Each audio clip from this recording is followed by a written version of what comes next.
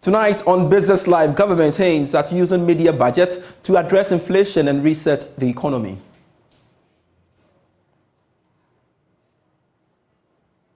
Address structural weaknesses and build resilience in key areas, such as expenditure commitments that Prof mentioned today. We'll also look at arrears clearance, we'll look at our debt management, financial stability, and the review of our statutory funds. Fitch Solutions says the city's performance for the rest of the year will depend on how fast Ghana will secure an agreement with its external creditors.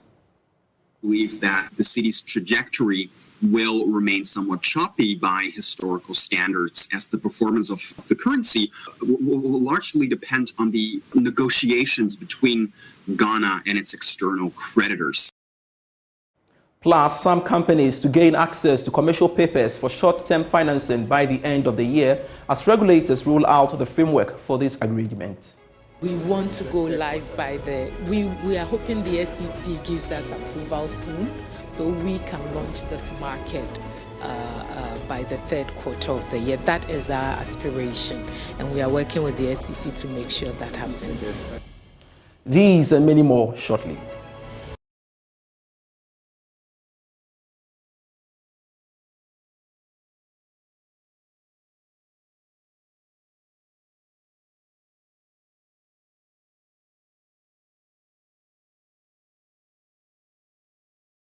Thanks for your company. I am Pius Kojo Baka. To our very first story, Fitch Solutions says the city performance for the rest of the year will depend on how fast Ghana will secure an agreement with its external creditors, particularly the Paris Club.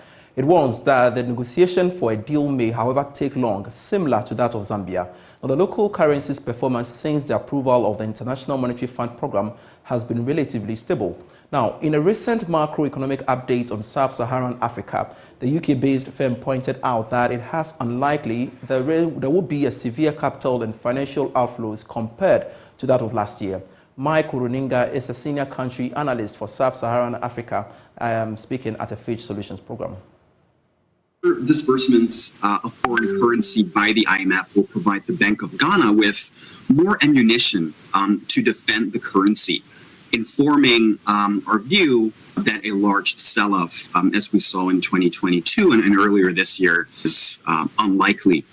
However, I do want to say here that this does not mean it will be smooth sailing from here on for the city, unfortunately. So in fact, we believe that the city's trajectory will remain somewhat choppy by historical standards, as the performance of the currency will largely depend on the negotiations between Ghana and its external creditors. So in the experience of other countries that are involved or have been involved in talks under the G20 common framework, a country like Zambia, this process has proven to be extremely protracted, so suggesting that it will probably be quite lengthy for Ghana too. A while longer on the economy, and government has indicated it will use the media budget to tackle the rising inflation, other macroeconomic challenges, and ultimately reset the economy. A Deputy Finance Minister, Abnasi Asari, said the budget review will focus on reducing importation of goods that is driving inflation. According to her, government is exploring ways to address the persistent increase in food prices. She was speaking at the 2023 Deloitte Economic Dialogue here in Accra. We are mindful of the lingering risks that we have towards a sustainable recovery of the economy. Government is pressing on with the remaining components of what is painful but necessary, and that is the other part of the domestic debt exchange. We announced that on the 14th of July to do with the cocoa bills of 7.9 billion Ghana cedis and the dollar-denominated bonds of about $800 million. I want to reiterate that government's position to these measures are to secure sustainable debt levels and move economic growth forward. It's a painful path we have taken, but the alternative is simply unthinkable. And so we hope and pray that you support us achieve this. Let's ask ourselves, how do we entrench the stability and promotes growth. Based on the immediate impact of the interventions of the last 7 months, government continues to reassess the tools and options for economic growth and revitalization. As a step forward, we intend to use the opportunity of the mid-year review to drive stability and growth. The focus will be on revenue enhancement through both administrative and compliance measures. We'll also use fiscal consolidation and structural measures that are outlined in our post-COVID-19 program for economic growth, the PCPEG, which is supported by the IMF. In the mid-year, we should expect that we will provide updates on the implementation of the 2023 budget so far. We'll also focus on structural reforms to address structural weaknesses and build resilience in key areas, such as expenditure commitments that Prof mentioned today. We'll also look at arrears clearance. We'll look at our debt management, financial stability, and the review of our statutory funds. And one of the most important things that we also want to use the mid-year to address is the issues in the energy sector as well as the cocoa sector. We also want to use this mid-year to rejuvenate the growth agenda towards a more prioritized growth strategy. The strategy will concentrate efforts to accelerate growth by attracting significant new investments in areas such as the agri sector, local manufacturing, tourism, and digital transformation. All right, so let's get on Zoom and speak with Vice Chair of the Association of Ghana Industries, Tema Region, Adobia Asabi Abuaji, for more. Adobia, grateful you could join me on Business Live. Now, what is the state of the industry following the IMF program? Thank you. And my name is Adobia Abuaji. As I mentioned earlier this morning at the Economic Dialogue, industry is really suffocating. And like I had indicated, the business environment doesn't seem conducive. The interest rates, the utility charges, the inflation, the depreciation, exchange rate is really affecting us. Although we find ourselves in the productive sector, we still import our raw materials. Most of them. There are few that would say are sourced locally.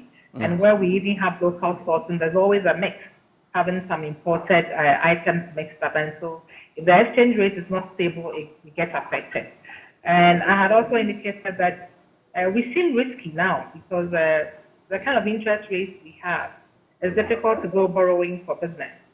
And so it looks as if even when we go to the banks, it's not too safe for them to transact business with us. They are better off dealing with the traders. And so we are asking for government to really support the productive sector in terms of financing. Perhaps they have a plan, but we would want to see something much more. Because if indeed we need to recover, then it should be through the agri sector and industry. And so we are saying the Development Bank, for example, Exim Bank, let's put some funds in there, support private sector so that we can recover. And also, in order not to erode our working capital, our taxes should not be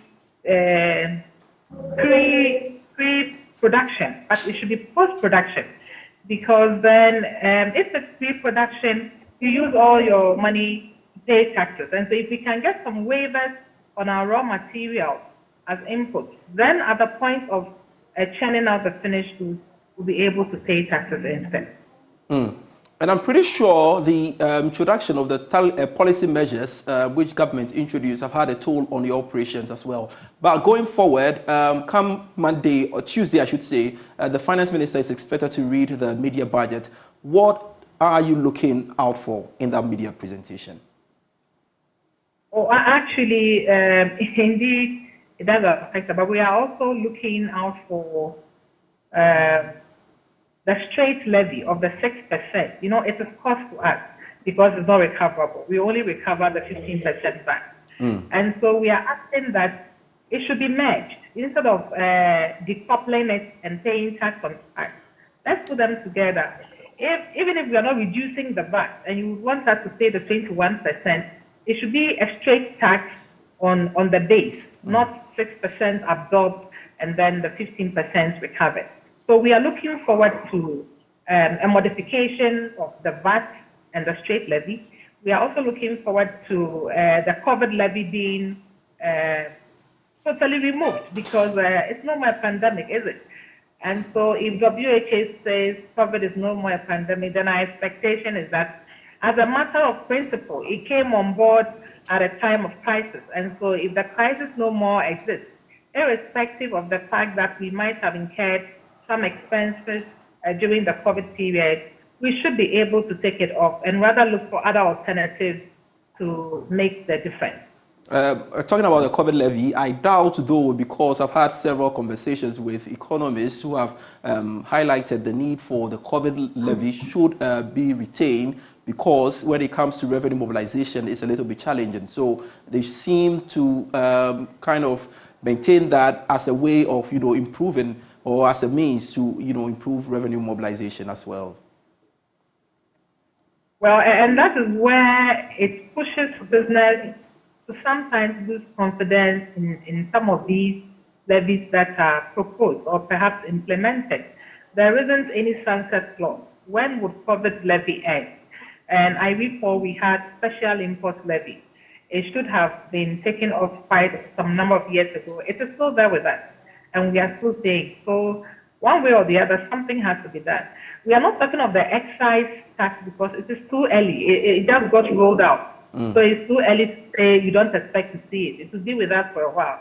But if indeed government is supporting, and I'm happy about the restrictions that will be coming in for certain selected strategic goods, like the rice, the poultry, and the fruit juice. And so if we are restricting some of these items and we end up on the other side slapping a tax of 20% excise duty, then you ask yourself, is a plan to support industry? Maybe it hasn't been considered from that angle. So we are asking that beyond Tuesday, we should look at it. We don't expect the excise to go up. However, by November, when we are ready to deliver the budget for 2022, it would have been considered by then. And Adobia, in the event that your expectations are not met, what is the next line of action from your industry's perspective? Well, I'll just say that businesses are in to survive and equally make profit, or at least break even, and not pile up losses. And so what we have seen now is quite a number have started downsizing because the conditions are not favorable. And so they are downsizing. And then we have members who are multinational. And so if Ghana is not conducive, they compare to other countries where they are doing business. And if the situation is much more favorable there, then they just wind up and move. And so I gave an example of where one of our beverage companies had to close down a production line, and 150 people had to go home. If you take the plants, the assembly plants in terms of automotive sector, for example, there have been cases where the plants would go on recess because we keep on producing and we are not selling, and we can't let our staff just go home. And so they sit home on recess and we pay them. So if this thing continues, then we would have quite a number downsizing and worst case scenario, close up. And I don't think that will augur well for Ghana. Certainly not. Now, so when are we going to see the AGI Business Barometer? It's been a while. I think it's work in progress. It should come out quite soon, yes. Yes, the survey is already in progress. So I'm sure in the next few weeks, less than a month, it should come out. All right. Thank you very much, Adobe Abuaje, for your time here on Business Live. She is the Vice Chair of the AGI Tema region there. Now, let's move on to some other stories. And the World Bank is warning that any delays in restructuring the external debt could affect Ghana's program with the IMF and the fresh disbursement. This was captured in a new report released by the World Bank on Ghana's economy and challenges ahead. George Yafe has the rest of the story. Ghana is set for its first program review with the IMF come September this year. However, with almost 1.5 months for this to be carried out, government is yet to firm up the process for restructuring the external debts. And this has got the World Bank worried about the impact of this challenge on the program, as well as fresh disbursement, which should happen from November this year. The World Bank is also worried that failure to reach a deal on time could affect the entire program. The World Bank in the report is also warning that the economy could be exposed to some serious risk and economic shocks should those developed economies like China and US slip into recession. The bank notes that despite the economy recovering fully from 2025, there are still some structural challenges that needs to be addressed by government. But the economy will slow down further this year before it picks up strongly from next year. You're still watching Business Live. Time for a breather.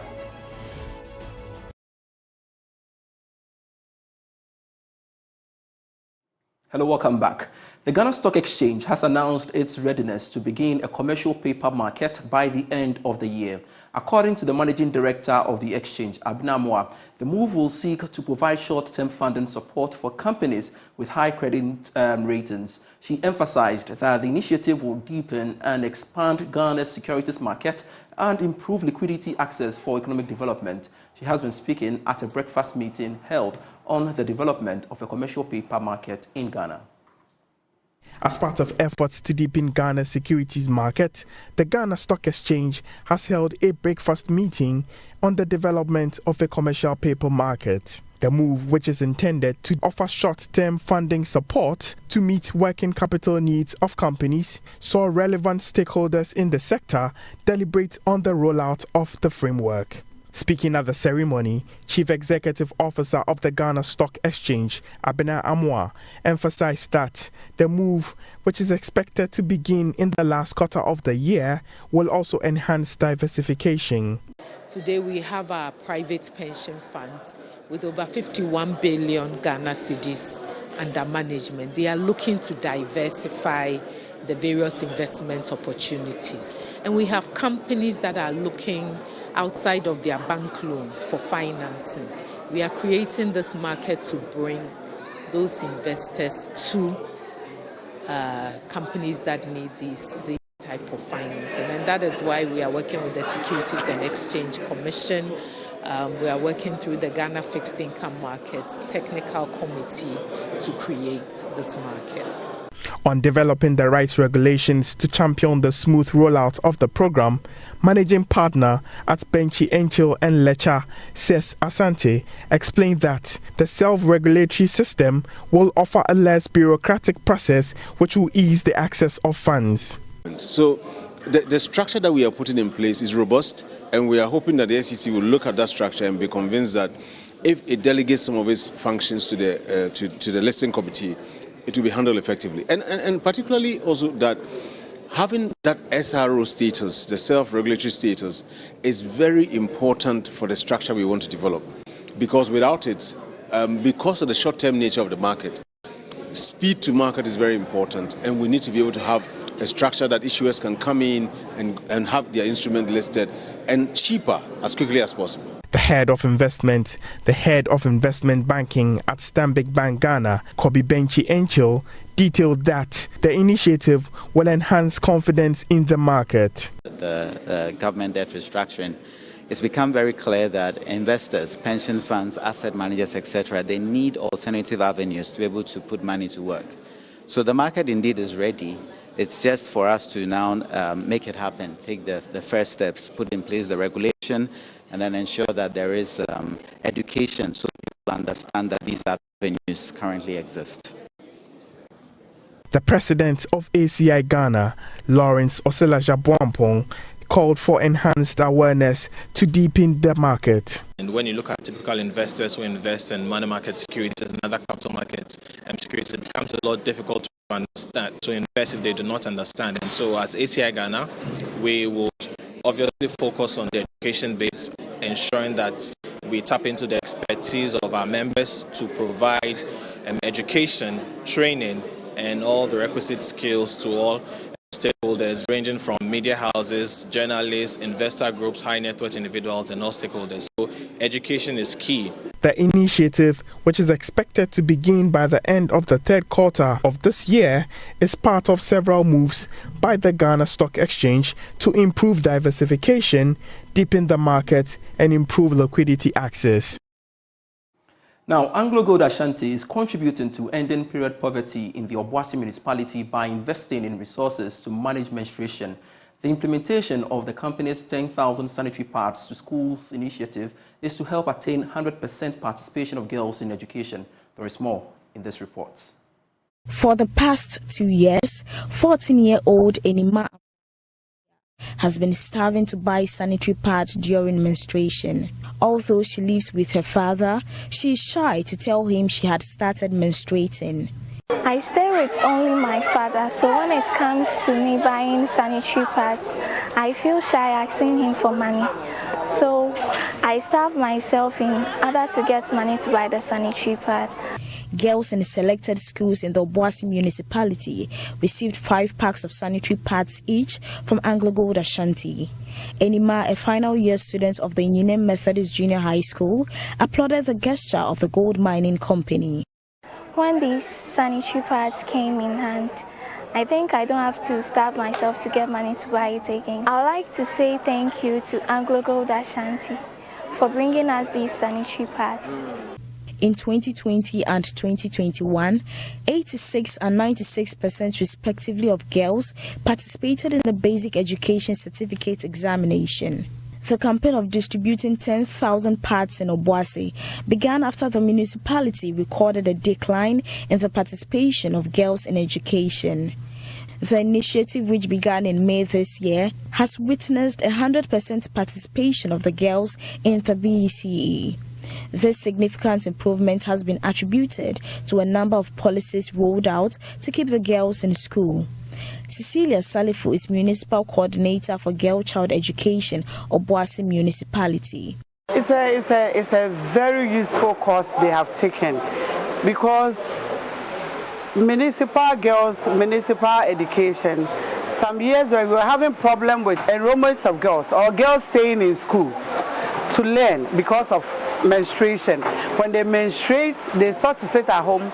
So the 7 days or the 5 days is done before they come. But this one is going to go a long way to help them to come to school and to stay in school and to improve performance in their education. The pad distribution program forms part of the health pillar of the company's 10-year socio-economic development plan. Students were educated on menstrual hygiene management and breaking down the barriers of stigma and shame. According to the Social Development and Gender Superintendent of AGA, Mavis Nanayache, the company is committed to end period stigma and poverty. Because of the results we are having, we are hoping to continue this intervention by looking at alternative means of having sustainable approaches to menstruation. And that is a discussion that is still ongoing. And my message to everyone is that menstruation is a normal fact of life. We should encourage our young girls to keep going whilst in red, and we should avoid stigmatizing our girls who are menstruating, and even women in communities who menstruate as well. Anita Sewa Ajogan reporting. Thanks for being part of the bulletin. I am Pius Kojubaka. You can get stories when you log on to myjoyonline.com/business. Do enjoy the rest of our programs. Bye.